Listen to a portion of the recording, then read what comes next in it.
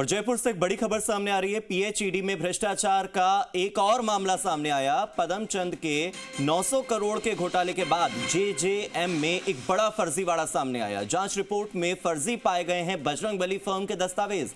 बाड़मेर में 31 करोड़ के tubewell tender में फर्जी अनुभव प्रमाण पत्र लगाए गए थे। इस बात की पुष्टि हो रही है। पीएचईडी के उप सचिव गोपाल सिंह ने एसीएस सुबोध अग्रवाल को रिपोर्ट सौंपी है।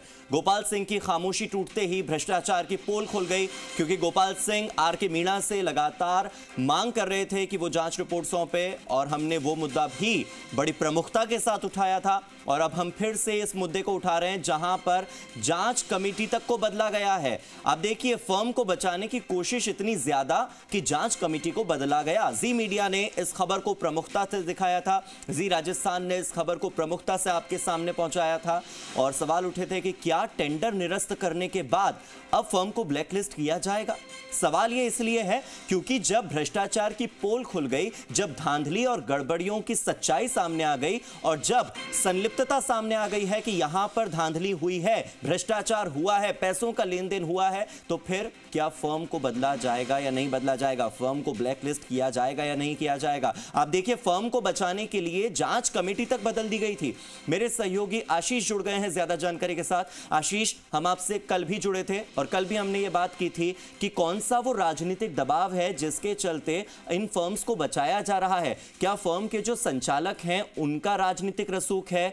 क्या कल हमने आर.के. मीणा की बात की थी, आज हम बात कर रहे हैं उप सचिव ने जो एसीएस सुबोध अग्रवाल को रिपोर्ट सौंपी है, उस रिपोर्ट की एक के बाद एक खामोशी टूटती जा रही है। एक के बाद एक अलग अलग फर्म्स की जो मिली भगत है वो सामने आती जा रही है कि ये लोग कैसे फर्जी अनुभव प्रमाण पत्र लगा रहे थे और किसी को इसकी भनक तक नहीं लगी।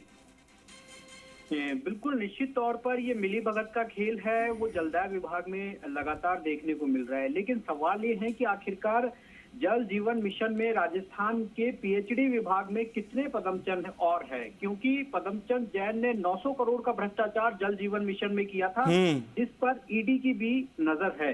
बाड़मेर में 31 करोड़ के जो टेंडर है उसमें बजरंगबली फर्म ने फर्जी अनुभव प्रमाण पत्र लगाए हैं, और इसकी जांच रिपोर्ट जो है वो राज्य सरकार को उप सचिव गोपाल सिंह ने सौंपी है। और इसमें जिस तरीके से जो फर्जीवाड़ा किया था, वो रेतीली जमीन पर 400 ट्यूबवेल्स के टेंडर में इंजीनियर्स की मिलीभगत के साथ ये पूरा खेल चला था।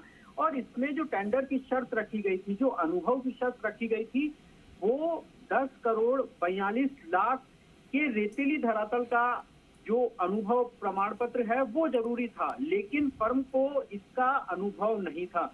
जो बजरंगबली फर्म ने दस्तावेज दिए थे उसमें कॉम्बिनेशन स्ट्रा के साथ में रेतीली धरातल का भी अनुभव था, यानी कि दोनों था, उसमें केवल रेतीली धरातल का अनुभव जरूरी था टेंडर के हिसाब से। लेकिन जिस तरीके से खेल जो चला इंजीनियर्स की मिलीभगत से, वो पूरी तरीके से अब जो जांच में पूरा मामला उजागर हो गया है। लेकिन चुप्पी जरूर टूटी है, गोपाल सिंह की आज चुप्पी टूटी है। जो जिस तरीके से फर्जीवाड़े की पूरी जो पोल है वो यहाँ पर खुलती हुई दिखाई दे रही है। लेकिन सवाल यह है कि आखिरकार और लेकिन आशीष, मांगीलाल फर्म से लेकर बजरंगबली फर्म तक अलग अलग फर्म के घोटाले सामने आ रहे हैं। हम ये नहीं कह रहे कि इन्होंने घोटाला किया या नहीं किया, ये हमारा विषय नहीं है, ये जांच का विषय है। लेकिन अगर इस तरह के आरोप भी लगते हैं और इन आरोपों से अगर कोई मिशन, अगर कोई योजना, अगर कोई अधिकारी उसमें संलिप्त पाया जाता है, तो ये तो शर्मनाक बात है।